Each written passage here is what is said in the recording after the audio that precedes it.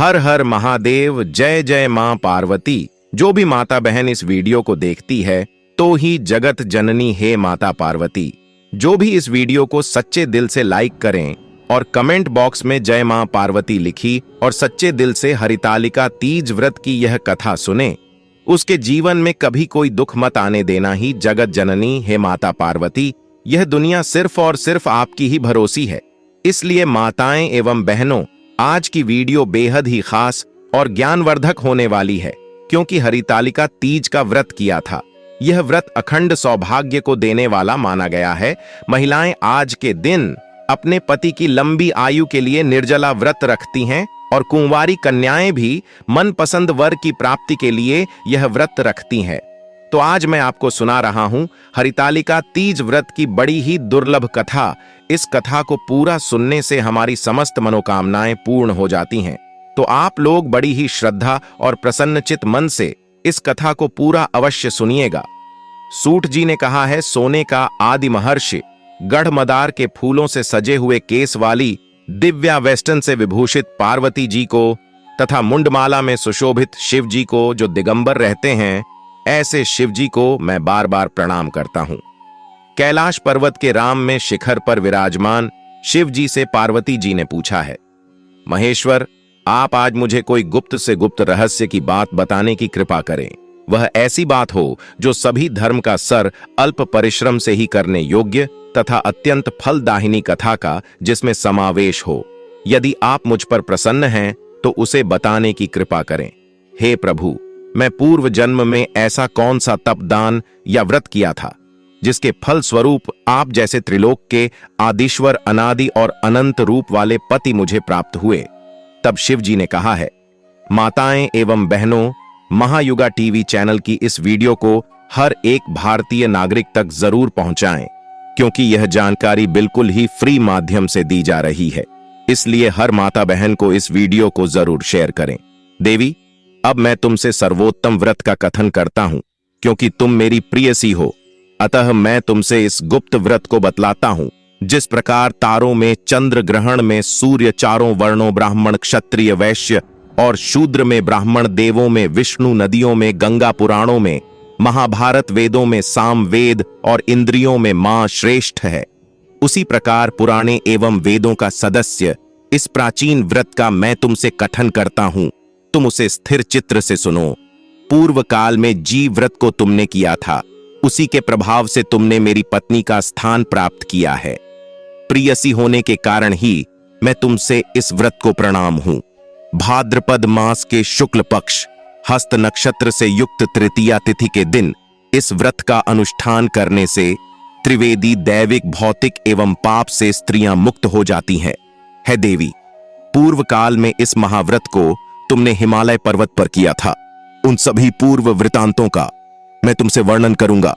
तब पार्वती जी ने कहा, हे नाथ, मैं इस उत्तम व्रत को किस प्रकार किया था, उन सभी वृत्तांत को मैं आपके मुंह कमल से श्रवण करना चाहती हूं।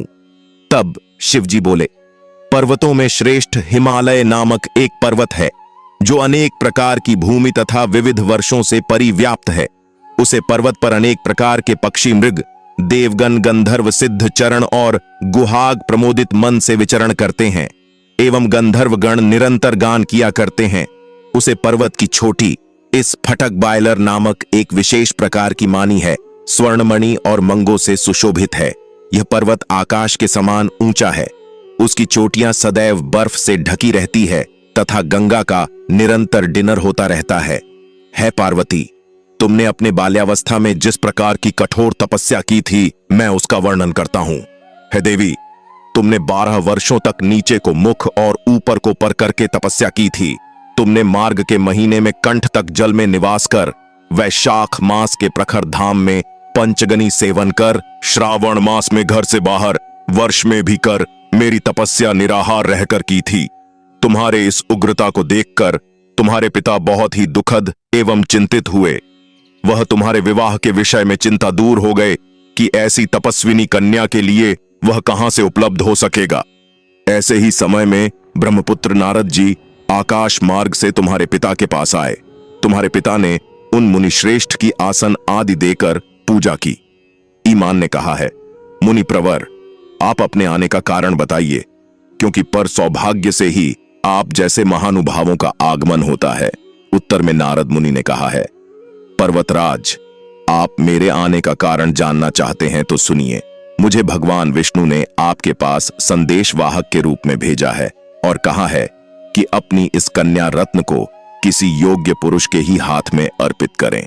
संपूर्ण देवों में वासुदेव से बढ़कर अन्य कोई देव नहीं है, इसलिए मेरी भी यही राय है कि आप अपनी कन्या भगवान विष्णु को सौंपकर जगत में यशस्वी बने। नारद जी की बात सुनकर हिमालय ने कहा, यदि भगवान विष्णु ने इस कन्या को ग्रहण करने की स्वयं इच्छा की है तो मुझे कोई आपत्ति नहीं है, क्योंकि आपकी समझी है, इसलिए अब आज से इस संबंध को निश्चित ही समझिए। हेमंत द्वारा इस प्रकार का निश्चयात्मक उत्तर प्रकार नारद जी उसे स्थान से अंतर्ध्यान होकर शंख चक्र गद्धा एवं पद्मधारी विष्णु जी के पास उपस्थित हुए। उन्होंने हाथ जोड़कर प्रणाम करते हुए विष्णु भगवान से कहा, है देव, मैं आपका विवाह संबंध पर्वतराज हनुमान की पुत्री से निश्चित कर दिया है। उधर हिमान ने प्रसन्न होकर तुमसे कहा कि है पुत्री, मैं तुम्हारा विवाह भगवान विष्णु के साथ पक्का कर दिया है। पिता द्वारा विपरीतार्थक वाक्य सुनकर तुम अपनी सखी के घर चली गई और वही भूमि पर लाकर अत्यंत विलाप करने लगी। तुम्हें रुदन करता हुआ देखकर तुम्हारी सहेलियों ने तुमसे पूछा कि है देवी, तुम अपने दुख का कारण मुझे बताओ, हम सभी संदेह आपका कार्य पूरा करेंगे। सखियों द्वारा आश्वासन पाकर तुमने उत्तर दिया कि है। सखी, आप सभी सुनिए, मेरी इच्छा महादेव जी के साथ विवाह करने की है, परंतु मेरे पिता ने मेरी इच्छा के वीर उद कार्य किया है, अर्थात उन्होंने विष्णु भगवान जी के साथ मेरा विवाह करने का नारद जी को वचन दे दिया है। इसलिए सखियों, अब मैं अपने शरीर का निश्चित रूप से परित्याग करूंगी। तब तुम्हारी बात सुनकर तुम्हारी सखियों ने कहा, तुम घबराओ नहीं, हम और तुम दोनों ही किसी ऐसे घनघोर वन में निकल चले जहां पर तुम्हारे पिता न पहुंच सके। इस प्रकार की गुप्त मंत्र न करके तुम अपनी सखियों के साथ निर्जन वन में पलायन कर गई। तदनंतर तुम्हारे पिता हनुमान ने पास पड़ोस के प्रत्येक घरों में तुम्हारी खोज की, किंतु तुम्हारा कहीं भी पता न लगा। तुम्हारे पिता ने तुम्हें न पाकर मन में संदेह किया कि कहीं किसी देव दानव किन्नर आदि ने मेरी पुत्री का अपहरण तो नहीं कर लिया है। माताएं बहनों, अभी तक आपने कमेंट बॉक्स में हर हर महादेव जय मां पार्वती ना लिखा हो तो जरूर ही लिख दे, जिससे माता पार्वती आपसे बहुत ही जल्दी प्रसन्न हो जाती है और आपको हर एक मनोकामना इस कथा को पूरा खत्म होते होते ही पूरी हो जाती है। इसलिए जय मां पार्वती अवश्य ही कमेंट में लिखें। वे इस सोच में भी पड़ गए कि अब मैं नारद जी को क्या जवाब दूंगा, क्योंकि मैंने उनसे विष्णु जी के लिए पुत्री के विवाह का वचन दिया था। अब मैं उपहास का पत्र बनेगा। ऐसे सोचते सोचते वह घबराकर मूर्छित हो गए। उनके संध्यासुन होते ही सभी लोग उनके समीप एकत्रित होकर उनसे पूछने वालों की है, पर्वतराज, आप अपनी मूर्छित अवस्था का कारण मुझे बताइए। कुछ स्वस्थ होने के बाद हिमालय ने उन लोगों से कहा कि मेरी कन्या का किसी ने अपहरण कर लिया है, अथवा हो सकता है किसी विस्तार सर्प ने डस लिया हो, अथवा सिंह व्यग्र आदि किसी हिंसक पशु ने भाषण कर लिया हो। यही मेरे दुख का कारण है। ना जान मेरी पुत्री कहां चली गई, अब मैं क्या करूं। ऐसा कहते हुए हिमालय इस प्रकार का अपने लगे जैसे किसी प्रचंड आंधी में वृक्ष हिलने लगते हैं। तत्पश्चात तुम्हारे पिता तुम्हारी खोज में भयानक जंगल के भीतर अग्रसर हुए। इधर तुम तो पहले से ही अपनी सखियों के साथ उसे भीषण वन में जा चुकी थी। उस स्थान पर एक नदी प्रवाहित हो रही थी। मां, एक गुफा भी थी। तुमने इस गुफा में जाकर ऑस्ट्रेलिया और निराहार रहकर मेरी बालू की मूर्ति बनाई, जो शिव पार्वती सहित थी। इस मूर्ति की तुमने स्थापना की। जब भाद्रपद मास के शुक्ल पक्ष की तृतीय हस्त नक्षत्र से युक्त आई, तब तुमने उसे दिन रात्रि में जागरण कर गीत बांध आदि के साथ मेरा भक्ति पूर्वक पूजन किया। तुम्हारे द्वारा की गई उसे कठिन तपस्या एवं व्रत के प्रभाव से मेरा सिंहासन चलाएं मन हो उठा, और जहां तुम सखियों के साथ ही उस स्थान पर मैं जा पहुंचा। मैंने तुमसे कहा कि है भरने, मैं तुमसे अत्यंत प्रसन्न हूं, तुम मुझे अपना इच्छित पर प्राप्त कर लो। तब उत्तर में तुमने कहा कि है देव, यदि आप मुझ पर प्रसन्न हैं तो आप मुझसे कैलाश पर्वत पर आ गया। मेरे चले जाने के बाद तुमने प्रातःकाल नदी में स्नान कर मेरी स्थापित मूर्ति का विसर्जन किया। इतना करने के बाद तुमने अपनी सखियों के साथ व्रत का पारण किया। इस समय तुम्हारे पिता हिमालय भी तुम्हें खोजते हुए इस जंगल में आ पहुंचे, किंतु वन की गहनता के कारण चारों ओर ढूंढने पर भी तुम्हारा कुछ भी अता पता न लगा। आप तो भी निराश होकर भूमि पर गिर पड़े। पुनः उठने के बाद हिमालय ने 2 कन्याओं को सूक्त अवस्था में देखा। उन्होंने निकट आकर तुम्हें गोद में उठा लिया और रुदन करने लगे। रोते रोते ही उन्होंने तुमसे पूछा कि तुम इस घनघोर जंगल में किस प्रकार आ पहुंची। पिता की बात सुनकर तुमने उनसे कहा कि दाद में अपना विवाह शिव जी के साथ करना चाहती थी, परंतु मेरी इच्छा के प्रतिकूल अपने विष्णु भगवान से मेरा वैवाहिक संबंध स्थिर कर लिया।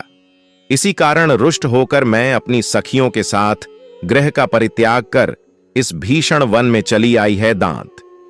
यदि आप मुझे घर ले जाना चाहते हैं तो मुझे महादेव जी से विवाह करने की आज्ञा दीजिए। मेरा ऐसा ही दृढ़ निश्चय है। तुम्हारे इस दृढ़ संकल्प को जानकर तुम्हारे पिता ने ठीक है कहा और वह तुम्हें अपने साथ घर वापस ले गए। घर पहुंचने पर मेरे साथ तुम्हारा पानी ग्रहण हुआ। इस व्रत के प्रभाव से तुमने अचल सौभाग्य प्राप्त कर लिया। मैंने आज तक इस व्रत का कथन किसी से नहीं किया है। हे देवी, तुम अपनी सखियों के द्वारा अपना हरण की गई, इसी से इस व्रत का नाम हरितालिका पड़ा। इसके बाद पार्वती जी ने कहा है, प्रभु आपने इस व्रत के नाम का निरूपण तो कर दिया, अब इसके विधान तथा महात्मा का वर्णन भी कीजिए। इस व्रत को करने से क्या फल होता है, ताकत को पहले किसने किया था, यह भी बतलाने की कृपा करें। तब शिव जी ने कहा है, देवी अब मैं तुमसे इस व्रत का विधान बताता हूं। सौभाग्य की कामना करने वाली सभी नारियों के लिए यह व्रत करने योग्य है, क्योंकि यह व्रत स्त्रियों का सौभाग्यदायक है। सर्वप्रथम केले के खाबों से एक मंडप का निर्माण करें। तदनंतर उसे मंडप को विविध वर्णों के वेस्टन से आचारित कर उसमें सुगंधित चंदन का लेप करें। फिर उसमें पार्वती सहित मेरी बालू की मूर्ति बनाकर स्थापित करें और शंकर भारी मृदंग आदिवासियों को बचाकर विविध प्रकार के सुगंधित पुष्पों एवं नावेद आदि चढ़कर मेरी पूजा करें। पूजन के बाद उसे दिन रात्रि में जागरण करें। सुपारी जामुन, मुसम्मी नंगी आदि का भोग अर्पित करें। नारियल के जल से अभिषेक करें। 5 मुख वाले शांति स्वरूप एवं त्रिशूलधारी शिव को मेरा नमस्कार है ऐसा कहकर नमन करें। नंदी भृंगी महाकाल आदि गानों से युक्त शिव को मेरा नमस्कार है तथा सृष्टि स्वरूपिणी प्रकृति रूप शिव की कांटा पार्वती को मेरा नमस्कार है ही सर्व। मंगल प्रदायिनी जगन में शिव रूप कल्याण दी के, शिव रूप से शिव स्वरूप तेरे तथा शिव के निमित्त एवं ब्रह्मचारिणी स्वरूप जगत रात्रि के लिए मेरा बार बार प्रणाम है। सिंह वाहिनी आप भवतप से मेरा ध्यान करें। है माहेश्वरी आप भवतप से मेरा प्राण करें। है माहेश्वरी आप मेरी संपूर्ण इच्छाएं पूर्ण करें। है मातेश्वरी मुझे राज्य सौभाग्य संपत्ति प्रदान करें। इस प्रकार कहकर मेरे साथ तुम्हारी पूजा स्त्रियों को करनी चाहिए। विधिव्रत कथा श्रवण करने के पश्चात समर्थ के अनुसार ब्राह्मण को अन्य वस्त्र एवं धन प्रदान करें। तदनंतर भू यशी दक्षिणा देकर संभव हो तो स्त्रियों को आभूषण आदि भी दिन। इस सौभाग्य वर्धिनी पुनीत कथा को अपने पति के साथ श्रवण करने से नारियों को महान फल की उपलब्धि होती है। हे देवी, इस विधि से जो स्त्रियां इस व्रत को करती हैं उन्हें 7 जन्मों तक राज्य सुख एवं सौभाग्य प्राप्त होता है। व्रत के दिन जो नई अन्न का आहार ग्रहण करती है वह 7 जन्म तक संतानहीनता एवं विधवा होती है। जो स्त्री उपवास नहीं करती वह दरितारी पुत्र शौक से दुखी एवं झगड़ालू होती है तथा नरकवास करके दुख होती है। जो नई इस व्रत के दिन भोजन करती है उसे सुकरी दुग्धपन करने से, सर्पणी जल का पान करने से जोक अथवा मछली मिष्ठान भाषण करने से चींटी आदि योनि में जन्म लेना पड़ता है। अनुष्ठान की समाप्ति पर नारियों को चाहिए कि वह चांदी सोने तांबे अथवा इन सभी के अभाव में पास की दलिया में वस्त्र फल पकवान आदि रखकर दक्षिण के साथ ब्राह्मण को दान करें। अंत में दूसरे दिन व्रत का पारण करें। जो नारियां इस विधि से व्रत का अनुष्ठान करती हैं वह तुम्हारे सामान अनुकूल पति को प्राप्त कर इस लोक में सभी सुखों का उपभोग करती हुई अंत में संयुक्त मुक्ति प्राप्त करती हैं। इस कथा के श्रवण कर लेने से ही स्त्रियां हजारों अश्वमेध यज्ञ एवं सैकड़ों वाजपेयी यज्ञ के करने का फल प्राप्त करती हैं। है देवी, मैं तुमसे इस सर्वोत्तम व्रत का कथन किया जिसके करने से करोड़ों यज्ञ का फल सहज ही प्राप्त होता है। अतः इस व्रत के फल का वर्णन सर्वप्रथम यह है। लिए अब मनोकामनाओं को पूर्ण करने वाली भगवान शिव और माता पार्वती की बड़ी ही दुर्लभ कथा को सुनते हैं। एक बार की बात है, माता पार्वती शिव जी को पति रूप में प्राप्त करने के लिए घोर तप कर रही थी। उनके तप को देखकर देवताओं ने शिव जी से देवी की मनोकामना को पूर्ण करने की प्रार्थना की। शिव जी ने पार्वती जी की परीक्षा लेने सप्तर्षियों को भेजो। शब्द आर्षियों ने शिव जी के सैकड़ों अवगुण गिरी, पर पार्वती जी को महादेव के अलावा किसी और से विवाह मंजूर नहीं था। सज्जनों, विवाह से पहले सभी व अपनी भाभी पत्नी को लेकर अस्वस्थ होना चाहते हैं, इसलिए शिव जी ने स्वयं भी पार्वती जी की परीक्षा लेने की ठानी। भगवान शंकर प्रकट हुए और पार्वती जी को वरदान देकर अंत ध्यान हुए। इतने में पार्वती माता जहां तप कर रही थी, वहीं पास में तालाब में मगरमच्छ ने एक लड़के को पकड़ लिया। लड़का जान बचाने के लिए चिल्लाने लगा। पार्वती जी से उसे बच्चों की जीत सनी नहीं गई। द्रवित हृदय होकर वार्तालाप पर पहुंची। देखी है कि मगरमच्छ लड़के को तालाब के अंदर खींच कर ले जा रहा है। लड़के ने देवी को देखकर कहा, मेरी ना तो मन है ना आप, ना कोई मित्र, माता आप मेरी रक्षा करें। पार्वती जी ने कहा, है मगरमच्छ, इस लड़के को छोड़ दो। मगरमच्छ बोला, दिन के छठे पर में जो मुझे मिलता है उसे अपना आहार समझकर स्वीकार करना मेरा नियम है। ब्रह्मदेव ने दिन के छठे पहाड़ इस लड़के को भेजा है, मैं इसे क्यों छोड़ूं? पार्वती जी ने विनती की, तुम इसे छोड़ दो, बदले में तुम्हें जो चाहिए वह मुझसे कहो। मगरमच्छ बोला, एक ही शर्त पर मैं इसे छोड़ सकता हूं। आपने तब करके महादेव जी से जो वरदान लिया है, यदि उसे ताप का फल मुझे दे दो तो मैं इसे छोड़ दूंगा। पार्वती जी तुरंत तैयार हो गई। उन्होंने कहा, मैं अपने तप का फल तुम्हें देने को तैयार हूं, लेकिन तुम इस बालक को छोड़ दो। मगरमच्छ ने समझाया, सोच लो देवी, जोश में आकर संकल्प मत करो। हजारों वर्षों तक जैसा तप किया है वैसा देवताओं के लिए भी संभव नहीं है। उसका सारा फल इस बालक के प्राणों के बदले चला जाएगा। पार्वती जी ने कहा, मेरा निश्चय पक्का है, मैं तुम्हें अपने तप का फल देता हूं, तुम इसको जीवन दे दो। मगरमच्छ ने पार्वती जी से तप दान करने का संकल्प करवाया। तप का दान होते ही मगरमच्छ का डे तेज से चमकने लगा। मगर बोला, है पार्वती, देखो तप के प्रभाव से मैं तेजस्वी बन गया हूं। तू मने जीवन भर की पूंजी एक बच्चे के लिए व्यर्थ कर दी। चाहो तो अपनी भूल सुधारने का एक मौका और दे सकता हूं। पार्वती जी ने कहा है, गृह तब तो मैं पुनः कर सकती हूं, किंतु यदि तुम इस लड़के को निकल जाते तो इसका जीवन वापस नहीं मिल सकता था। देखते ही देखते वह लड़का अदृश्य हो गया। मगरमच्छ भी लुप्त हो गया। पार्वती जी ने विचार किया, मैंने तप तो दान कर दिया है, आप पुनः तब आरंभ करूंगी। पार्वती जी ने फिर से तप करने का संकल्प किया।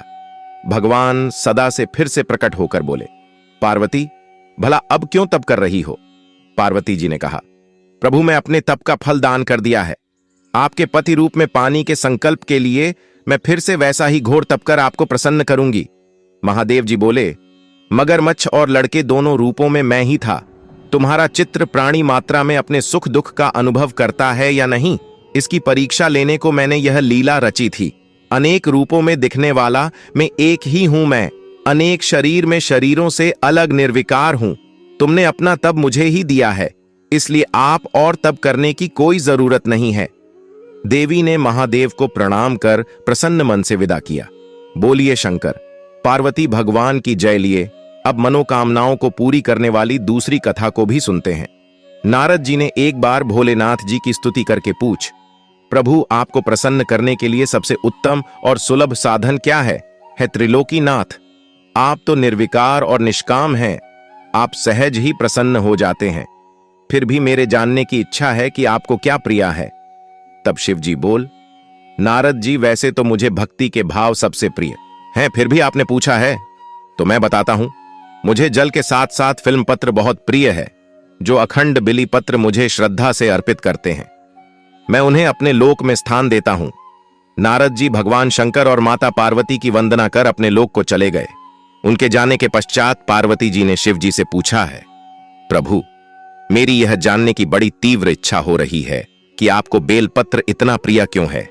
कृपा करके मेरी जिज्ञासा को शांत करिए। तब शिवजी बोल, फिल्म के पत्ते मेरी जाता के समान है। उसका त्रिपत्र यानी 3 पाद ऋग्वेद, यजुर्वेद और सामवेद है। शाखाएं समस्त शास्त्र का स्वरूप है। फिल्म वृक्ष को आप पृथ्वी का कल्प वृक्ष समझे, जो ब्रह्मा विष्णु शिव स्वरूप है। पार्वती, स्वयं दूसरों ने शैल पर्वत पर बिल्व वृक्ष रूप में जन्म था। इस कारण भी बिल का वृक्ष मेरे लिए अति प्रिय है। दूसरों ने फिल्म का रूप धर। यह सुनकर पार्वती जी को तो हाल में पड़ गई। पार्वती जी को तो हल से उपजी जिज्ञासा को रोक न पाई। उन्होंने पूछा, देवी लक्ष्मी ने आखिर फिल्म वृक्ष का रूप क्यों लिया? आप यह कथा विस्तार से कहें। भोलेनाथ ने देवी पार्वती को कथा सुनना शुरू किया है। देवी सतयुग में ज्योति रूप में मेरे अंश का रामेश्वर लिंग था। ब्रह्मा आदि देवों ने इसका विधिवत पूजन अर्चन किया था। इसका परिणाम यह हुआ कि मेरे अनुग्रह से वणी देवी सबकी प्रिया हो गई। वह भगवान विष्णु को सतत प्रिया हो गई। मेरे प्रभाव से भगवान केशव के मन में वजह देवी के लिए जितनी प्रीत उपज हुई, वह स्वयं लक्ष्मी जी को नहीं। भाई, लक्ष्मी देवी का श्री हरि के प्रति मन में कुछ दुरावा पैदा हो गया। वह चिंतित और रुष्ट होकर चुपचाप परम उत्तम श्रीशैल पर्वत पर चली गई। वहां उन्होंने तप करने का निर्णय किया और उत्तम स्थान का चयन करने लगी। दूसरों ने उत्तम स्थान का निश्चय करके मेरे लिंग विक्रय की उग्र तपस्या प्रारंभ कर दी। उनकी तपस्या कठोरता होती जा रही थी। है परमेश्वरी, कुछ समय बाद महालक्ष्मी जी ने मेरे लिंग विग्रह से थोड़ा उधर में एक वृक्ष का रूप धारण कर लिया। अपने पत्तों और पुष्प द्वारा निरंतर मेरा पूजन करने लगी। इस तरह दूसरों ने 1 करोड़ वर्ष तक घोड़ा आराधना की। अंततः उन्हें मेरा अनुग्रह प्राप्त हुआ। मैं वहां प्रकट हुआ और देवी से इस घर तक की आकाशा पूछकर वरदान देने को तैयार हुआ। दूसरों ने मांगा कि श्री हरि के हृदय में मेरे प्रभाव से वाग्देवी के लिए जो इसने हुआ है वह समाप्त हो जाए। शिवजी बोले, मैं दूसरों को समझाया कि श्री हरि के हृदय में आपके अतिरिक्त किसी और के लिए कोई प्रेम नहीं है। वहां देवी के प्रति उनका प्रेम नहीं, अभी तो श्रद्धा है। यह सुनकर लक्ष्मी जी प्रसन्न हो गई और पुनः श्री विष्णु के हृदय में स्थित होकर निरंतर उनके साथ विहार करने लगी है। पार्वती दूसरों के हृदय का एक बड़ा विकार इस प्रकार दूर हुआ था। इस कारण हरिप्रिया इस वृक्ष रूप में सर्वदा अति से भक्ति से भरकर यान पूर्वक मेरी पूजा करने लगी है। पार्वती, इसी कारण बिल्व का वृक्ष का आश्रय लेकर रहता हूं। बिल्व वृक्ष को सदा सर्व तीर्थ में एवं सर्वदेव में मनाना चाहिए, इसमें तनिक भी संदेह नहीं है। बिली पत्र बिल फुल वृक्ष अथवा बलवा काष्ठ के चंदन से जो मेरा पूजन करता है वह भक्त मेरा प्रिय है। बिल्व वृक्ष को शिव के समान ही समझो। वह मेरा शरीर है जो बिल पर चंदन से मेरा नाम अंकित करके मुझे अर्पण करता है। मैं उसे सभी पापों से मुक्त करके अपने लोक में स्थान देता हूं। है देवी, उसे व्यक्ति को स्वयं लक्ष्मी जी भी नमस्कार करती हैं। जो बिल्व से मेरा पूजन करते हैं, जो बिल्व मूल में प्राण छोड़ता है, उसको रुद्र देह प्राप्त होता है। और ऐसे मनुष्य पर सदैव ही मां लक्ष्मी की कृपा रहती है और साथ साथ भगवान नारायण की भी कृपा उसको सदैव प्राप्त होती है। लिए अब जल्दी से हरितालिका तीज व्रत की पूजन विधि को जान लेते हैं। उसके बाद हरितालिका तीज व्रत की आरती को सुनेंगे। सौभाग्यवती स्त्रियों को चाहिए कि वह प्रातः काल स्नान आदि नृत्य क्रिया से शुद्ध होकर आसन पर पूर्व मुख करके बैठे हैं। बाएं हाथ में जल लेकर दाहिने हाथ से अपने शरीर पर जल छिड़क पुनः दाहिने हाथ में जल लेकर हरितालिका व्रत का मानसिक संकल्प करते हुए उमा महेश्वर के पूजन का संकल्प करें और फिर जल भूमि पर छोड़ दें। तब नंतर गणेश जी का विधि पूर्वक पूजन कर हाथ में बिल्व पत्र लेखन वस्त्र धारण की हुई स्वर्ण के साथ दृश्य कांति वाली कमल के आसन पर बैठी हुई भक्तों को अभीष्ट बार देने वाली माता पार्वती का मैं नित्य चिंतन करती हूं। इसी प्रकार मदार की माला कैसे में धारण की हुई, दिव्य वस्त्र से विभूषित ऐसी पार्वती तथा मुंडमाला धारण किए हुए दिगंबर ऐसे शिवजी का चिंतन करती हूं। उमा महेश्वर की मूर्ति पर बिल पत्र चढ़ाई, तत्पश्चात हाथ में अक्षत लेकर उमा महेश्वर का आवाहन पूर्वक आसन प्रदान कर बात आजमन पंचामृत स्नान शुद्ध डोड़ा किस कराकर, वस्त्र यज्ञ पवित्र सौभाग्य द्रव्य सुगंधित पुष्प चढ़कर, हाथ में पुष्प अक्षत लेकर पार्वती जी के प्रत्येक अंग पर चढ़ाएं। उसके बाद धूप दीप नावेद फल 500 पड़ी दक्षिण चढ़कर कपूर की आरती तथा हाथ में फूल लेकर पुष्पांजलि उमा महेश्वर के चरणों में समर्पित करें। पश्चात उमा महेश्वर की मूर्ति की हाथ से प्रदक सुनकर नमस्कार पूर्वक है देवी, आप मुझे पुत्र धन सौभाग्य तथा मेरे सभी मनोरथों को पूर्ण करें। इस प्रकार कहकर उमा महेश्वर से प्रार्थना करें। तदनंतर हाथ में जल लेकर संकल्प पूर्वक सुहाग की पिटारी ब्राह्मण को दें। उसके बाद हरितालिका व्रत की कथा ब्राह्मण द्वारा अथवा अन्य किसी के द्वारा श्रवण करें या स्वयं पढ़े लिए। अब माताएं बहनों, आप सभी से हाथ जोड़कर निवेदन है कि वीडियो को हर एक भारतीय नागरिक तक जरूर शेयर करें और कमेंट बॉक्स में अभी तक आपने हर हर महादेव ना लिखा हो तो जरूर ही लिख दें। माताएं बहनों, इस वीडियो को हम यहीं पर समाप्त करते हैं, पर आपको कुछ भी हमसे पूछना है तो आप हमें कमेंट में पूछ सकते हैं। और हमारे हर हर महादेव, जय मां।